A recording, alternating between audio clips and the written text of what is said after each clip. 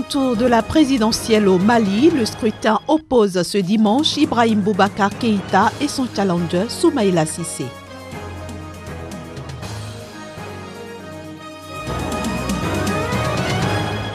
Les pro-Katumbi multiplient les initiatives pour faire participer leurs candidats à la présidentielle. Ils ont saisi le Conseil d'État.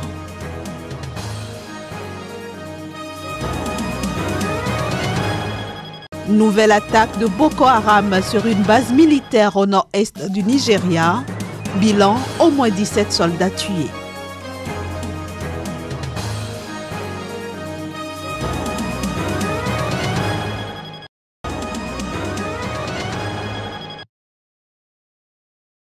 Les deux leaders politiques se sont entretenus au domicile de Henri Konan Bédié à Abidjan et ont fait ces déclarations devant les médias au lendemain de la rupture du PDCI avec son allié, le Rassemblement des Républicains, RDR, du président Alassane Ouattara. Cette rupture marque la fin de la coalition au pouvoir, RDR-PDCI, qui a gouverné la Côte d'Ivoire depuis 2010 et entraîne une recomposition du jeu politique, également nourrie par l'amnistie et la libération mercredi de Simone Gbagbo et des principaux cadres de l'autre faction du FPI, pro-Laurent Gbagbo. Rien ne s'oppose à ce qu'une plateforme comportant toutes les forces vives de la nation, dont les partis politiques, le PDCI et le FPI, se retrouvent ensemble, a déclaré l'ancien président Bédié qui a dirigé la Côte d'Ivoire de 1993 à 1999. Il était important que nous venions rencontrer le doyen de la politique ivoirienne pour réaffirmer notre disponibilité à prendre toute notre part dans la constitution de cette nouvelle plateforme et marquer notre disponibilité à envisager toutes les possibilités d'alliance dans le cadre des élections locales pour fonder un nouvel avenir, a déclaré Affi N'Guessan, ancien Premier ministre de Laurent Gbagbo,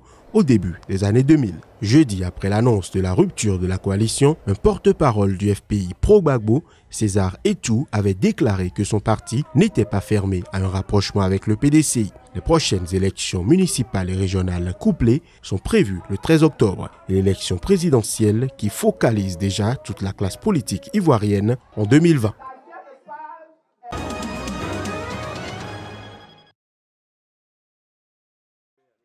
Il est 14h et le quai est Abidjan. Dans cette cour commune du quartier Sékoji de la commune de Marcory, la galère se vit au quotidien.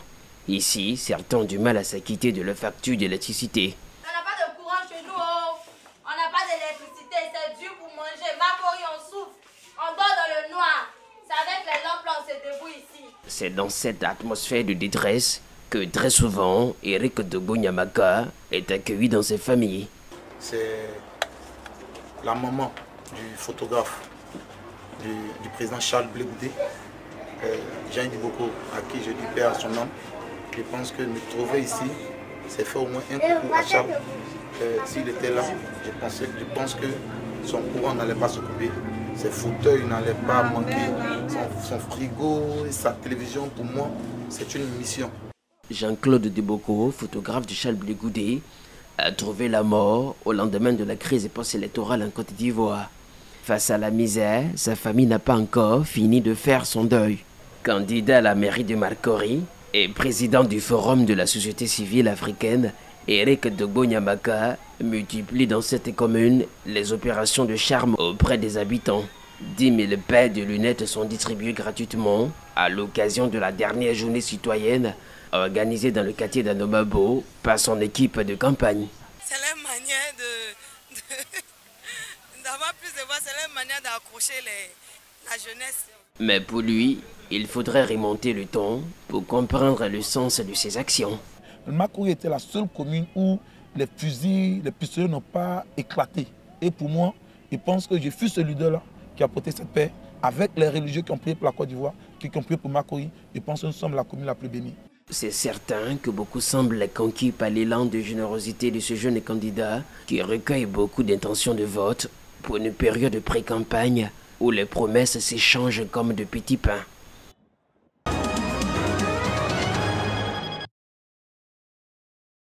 « 6 000 hommes supplémentaires seront déployés sur l'ensemble du territoire, indique le ministère de la Défense, en plus des 30 000 déjà mobilisés pour le premier tour. Ce dispositif reste composé de policiers, gendarmes et militaires maliens, des membres des groupes armés impliqués dans l'accord de paix d'Alger et forces étrangères participent aussi à la sécurisation. Des survols aériens de l'armée de l'air sont également prévus si les conditions climatiques nous le permettent, explique un conseiller du ministre de la Défense. L'objectif est de faire baisser ce chiffre de 871 bureaux de vote qui n'ont pas pu ouvrir il y a 15 jours. Car, malgré cette mobilisation des forces de sécurité, une série d'attaques ont été signalées pendant le premier tour, essentiellement au centre du pays, dans la région de Mopti.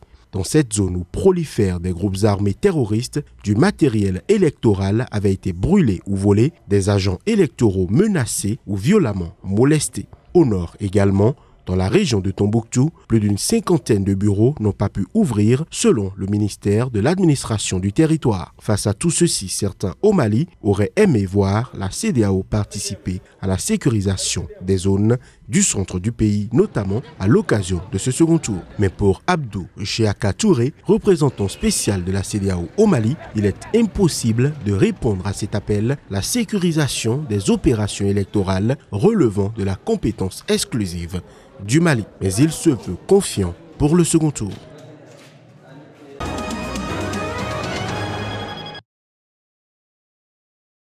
Dans ce qui s'apparente à la revanche de 2013, Ibrahim Boubacar Keïta dit Ibeka, qui brille à 73 ans un second mandat, sera donc une nouvelle fois défié par Soumaïla Cissé, un ancien ministre des Finances de 68 ans.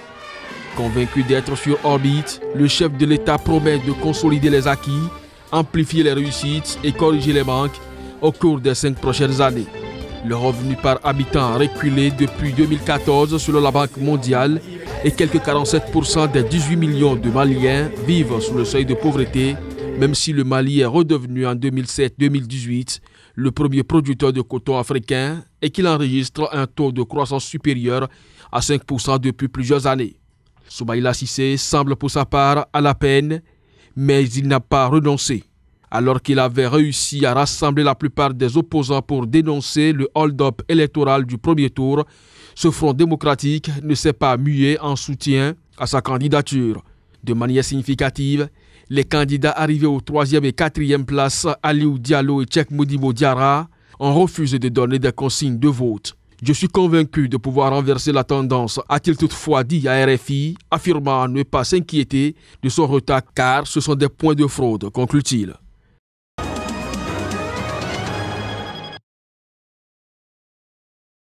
Nous nous reposerons quand ce pays sera libre, a affirmé Jameson Timba, ancien député, membre de la délégation qui a déposé le recours à la Cour où un étrange balai d'hommes en costume portant des caisses de dossiers a duré plusieurs minutes. Le scrutin, le premier depuis la chute du leader historique Robert Mugabe, a été remporté par Emerson Mnangagwa avec 50,8% devant le leader du mouvement pour le changement démocratique MDC, Nelson Chamisa, 44,3%. La Cour constitutionnelle a 14 jours pour trancher. En attendant, l'investiture du président a été repoussée à une date ultérieure. Le pouvoir avait prévu une investiture dimanche et avait déjà invité des chefs d'État et diplomates qui avaient inscrit l'événement à leur agenda officiel. Le président Mnangagwa se montre confiant, répétant que l'élection a été juste et transparente. Son camp accuse les opposants d'être mauvais joueurs, mais Tabani Mpofu, avocat du MDC, s'est montré lui aussi optimiste à la sortie de la cour. Il a indiqué que son équipe avait notamment découvert des formulaires où on voit que les résultats ont été effacés. La plupart des observateurs sont toutefois plutôt sceptiques quant aux chances de l'opposition d'obtenir satisfaction devant les tribunaux. Dans un communiqué comme jeudi, les missions diplomatiques de l'Union européenne, des États-Unis, de l'Australie et du Canada s'étaient dites profondément inquiètes des informations incessantes reçues selon lesquelles des membres de l'opposition sont visés par les forces de sécurité.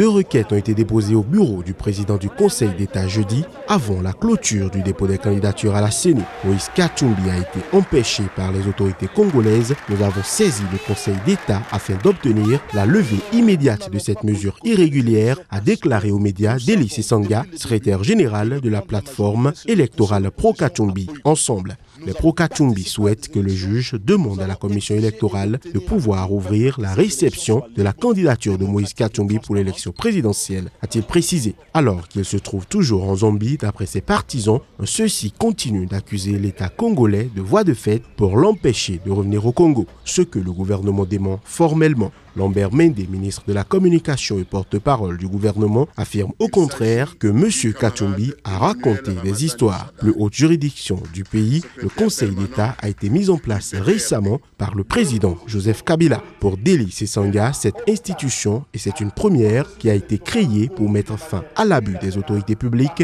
est en position de s'illustrer comme étant le rempart pour les libertés publiques et le garant de l'état de droit dans notre pays. L'élection présidentielle est prévue le 23 décembre pour désigner le successeur du président Kabila qui ne se représente pas. Ex-allié du président, Moïse Katumbi est passé à l'opposition en 2015 et a quitté la RDC en mai 2016. Il a été condamné à 3 ans de prison en son absence dans une affaire de spoliation immobilière qu'il conteste.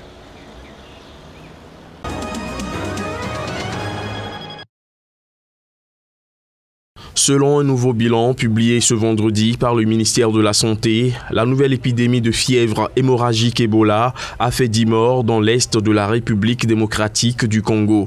Les autorités sanitaires congolaises ont également annoncé que les causes du décès de 27 autres personnes font l'objet de vérifications pour déterminer si elles ont été atteintes par le virus Ebola.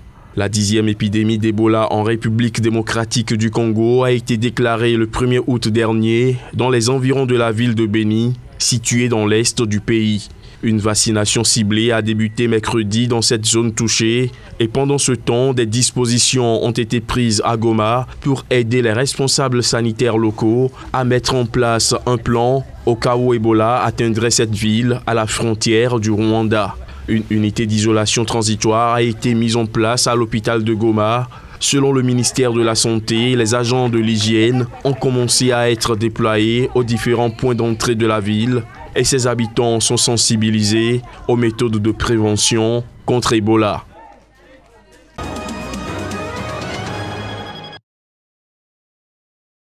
Notre pont a été attaqué par des terroristes de Boko Haram à Garunda la nuit dernière, a affirmé un officier nigérien sous couvert d'anonymat.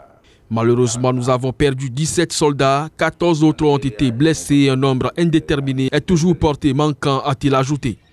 Selon la même source, les djihadistes ont emporté des armes ainsi que des véhicules avant de s'enfuir. Boko Haram a mené 2 autres attaques d'envergure contre des bases militaires en moins d'1 mois, signe que le groupe djihadiste représente encore une menace continue dans la région malgré les affirmations répétées du gouvernement selon lesquelles il est en passe d'être éliminé. Le 14 juillet, des dizaines de soldats avaient été tués et blessés dans le village de Dili, dans l'état voisin de Yobe, lors d'une attaque attribuée à la faction d'Abou Moussab al-Barnawi, affiliée au groupe État islamique. Le 26 juillet, des insurgés avaient envahi une base militaire aux abords du village de Djakana, à une trentaine de kilomètres de Maïdougouri, la capitale du Borno, dont ils avaient pris le contrôle durant plusieurs heures avant d'être repoussés par l'arrivée de renforts militaires. La base attaquée mercredi venait d'être installée pour des soldats de la base de Dili qui avaient fui l'assaut donné mi-juillet par des soldats fidèles à Barnawi.